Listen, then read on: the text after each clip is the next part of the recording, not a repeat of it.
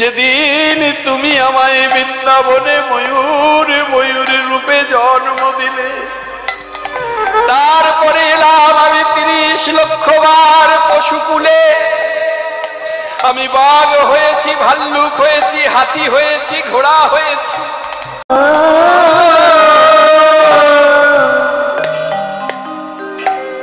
যেন সুখায় না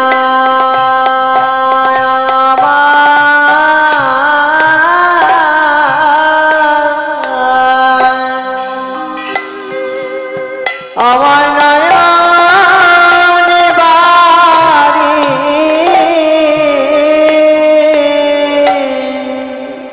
আমার প্রভু গো যেন সুখায় না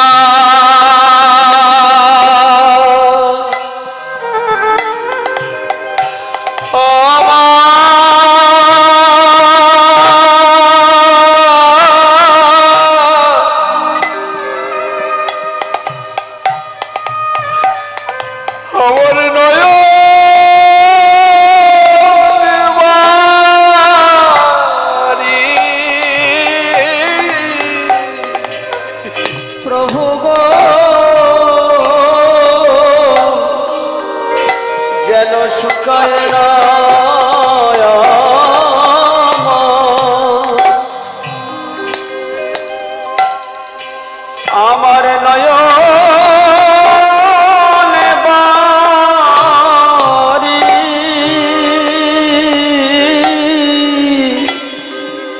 ওই চরণে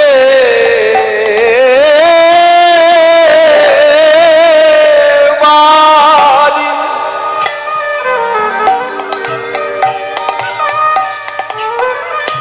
আমি দিতে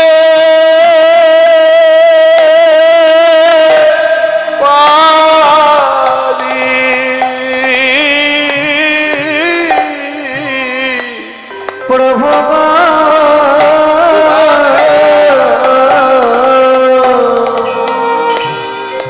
সুখায় না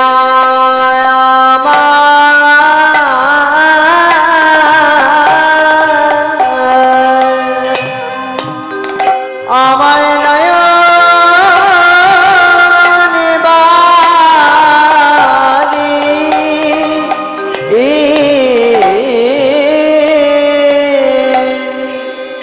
যেন ওই চরণে বাড়ি।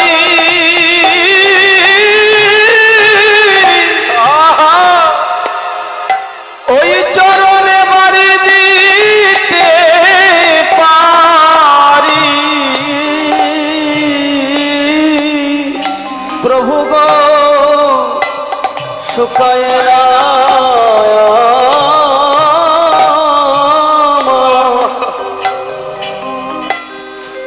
শুকায় না যেন নয়ন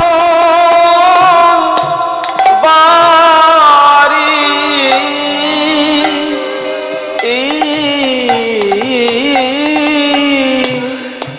স্থাবর বিংশতি নবলক্ষং চ জলজা, কৃমিণাং রুদ্রলক্ষং চ দশম লক্ষং চ অণ্ডজা, পশুনাং 13 লক্ষং চ চতুর্লক্ষং চ বানরা। প্রভু গো আমি 20 লক্ষ বার আমি বৃক্ষ হয়েছি, পর্বত হয়েছি, আমি পাহাড় হয়েছি। ওই স্থাবর কুলে জন্ম নিয়ে আমি 20 লক্ষ বার যাতায়াত করেছি। তোমার কি করুণা, তুমি আমাকে সেখান থেকে মুক্ত করে দিলে। তুমি বৃন্দাবনে আমাকে তুলসী বৃক্ষ রূপে জন্ম দিলে। আমার পাতা ছাড়া তোমার সেবা হলো না, আমার পাতা দিয়ে তোমার সেবা হলো, আমার ডাল পালা দিয়ে কত ভক্তের কণ্ঠের মালা হলো। সেদিন আমি স্থাবর থেকে মুক্ত হই। তারপরে এলাম আমি 9 লক্ষং চ জলজা, আমি 9 লক্ষ বার জলজ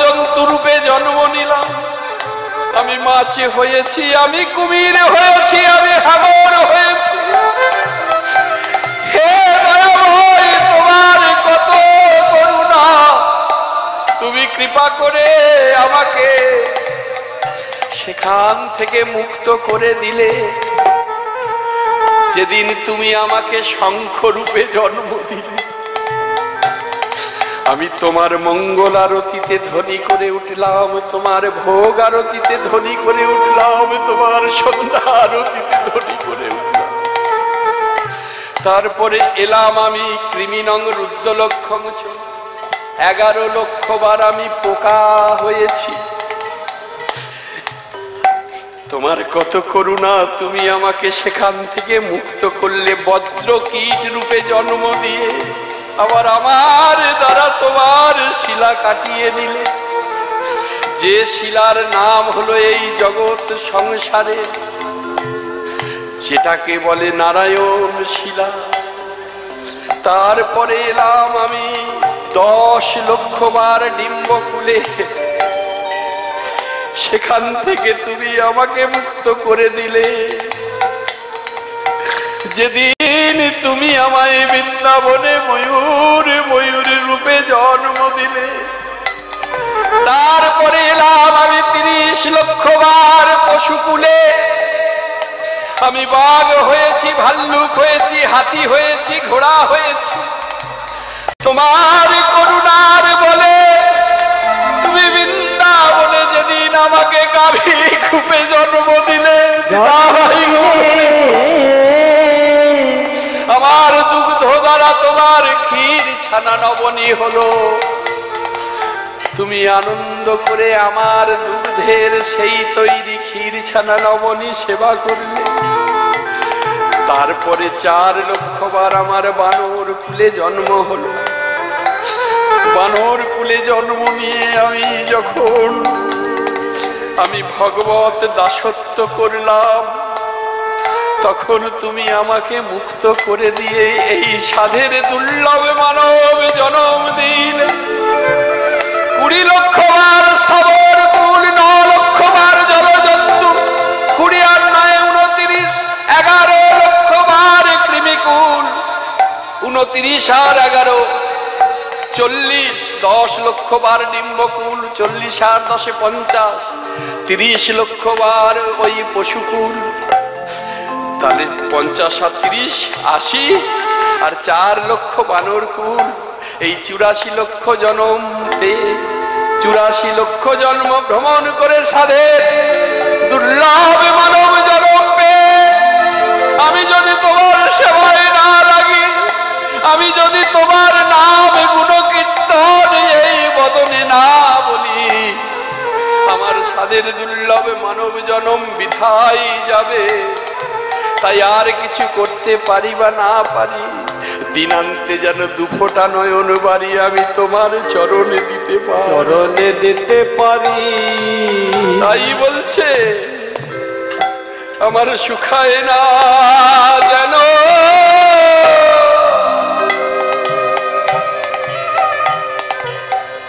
নয়ন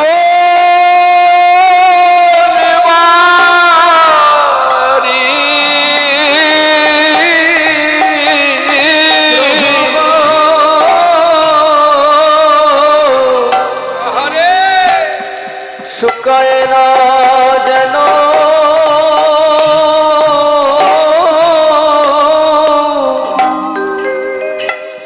আমার নয়ন বাড়ি।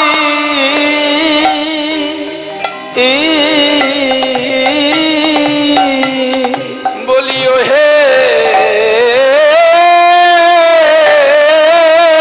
আমার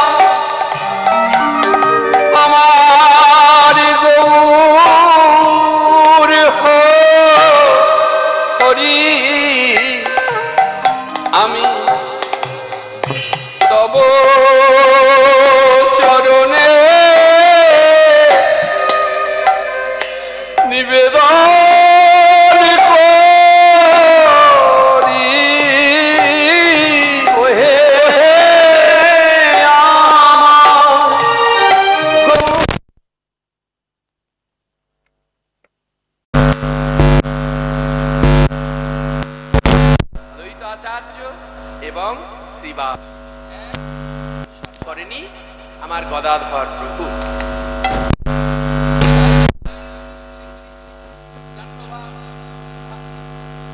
আবার আমার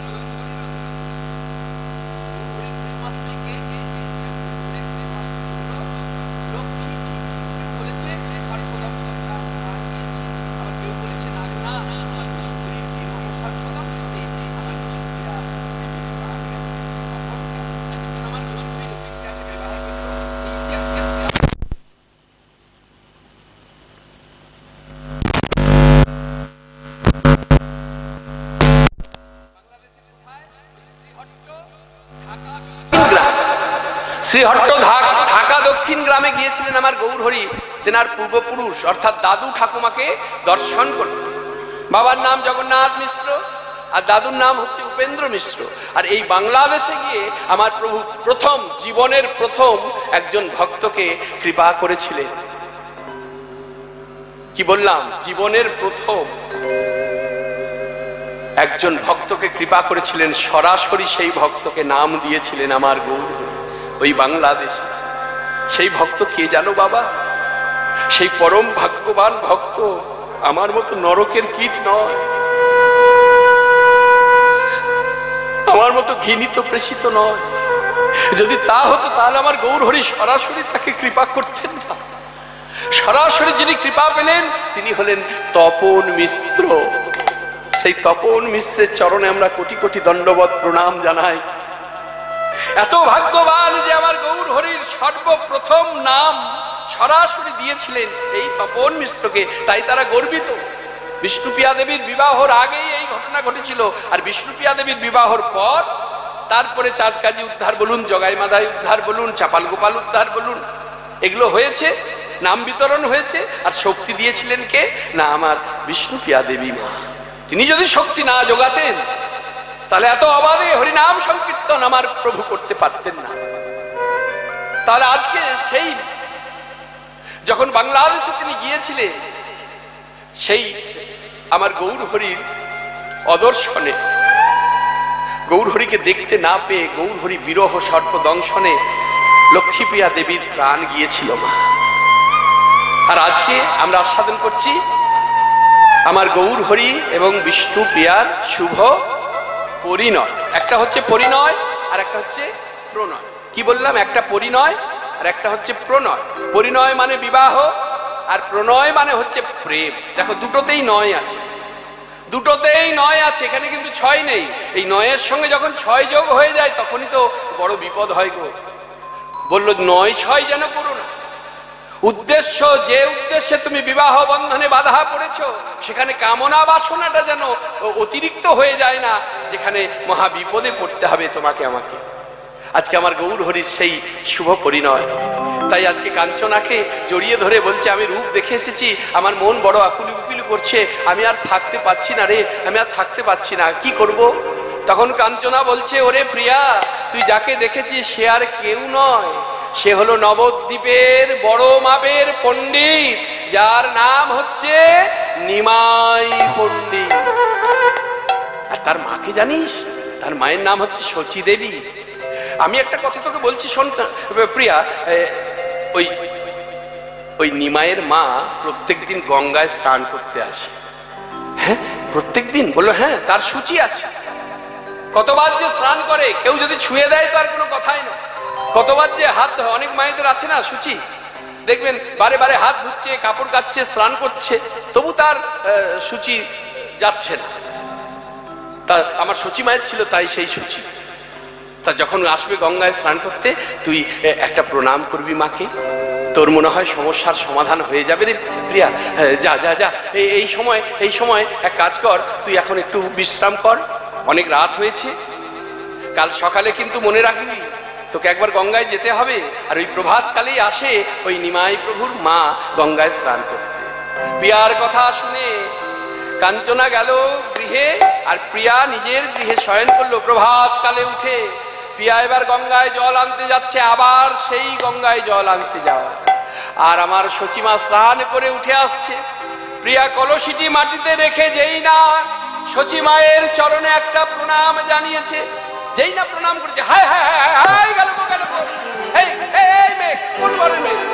হ্যাঁ, এই কোন ঘরের মেয়ে? এমন করে আমাকে ছুঁয়ে দিলি, হায় হায় হায়, আবার আমাকে স্নান করতে হবে, আবার স্নান করতে হবে। এই মেয়ে, তোর নাম কি?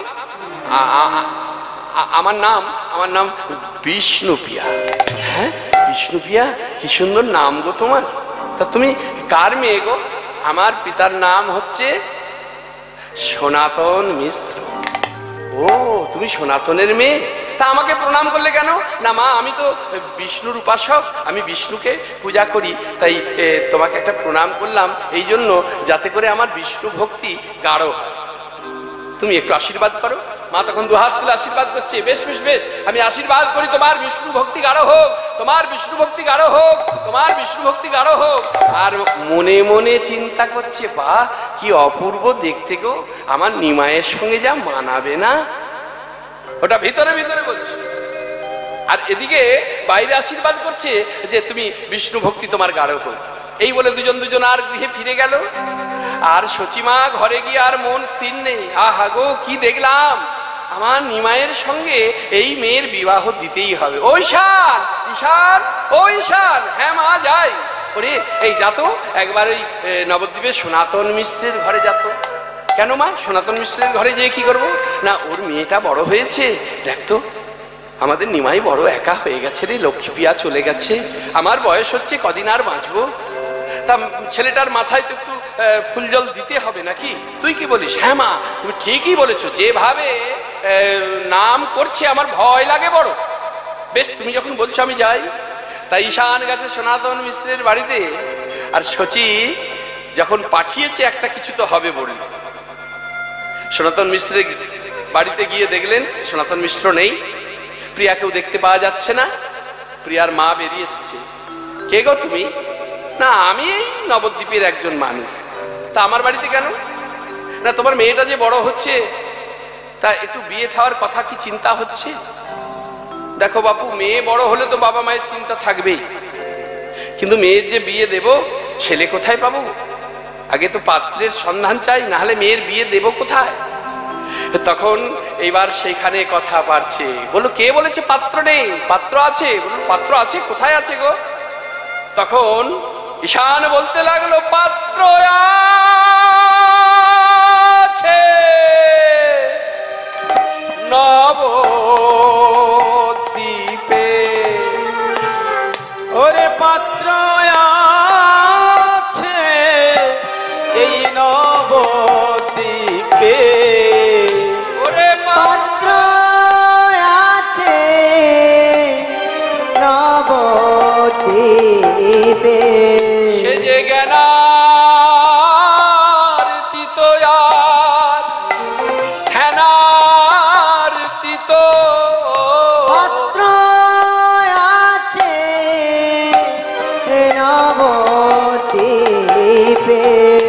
সে যে ধ্যানাতীত। সে যে চতুর্বেদে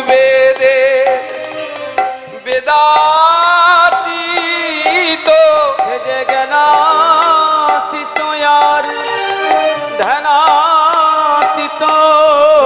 চতুর্বেদে বেদাতীত। জ্ঞানাতীত আর ধ্যানাতীত। সে যে আনন্দ লীলার ছবিগ্রহ। সে যে হেমগ্রহ দীপ ছবি সুন্দর। আনন্দ লীলার ছবি গহ। হেমপ্রদীপ ছবি সুন্দর। সে যে আনন্দ লীলার রস বিগ্রহ।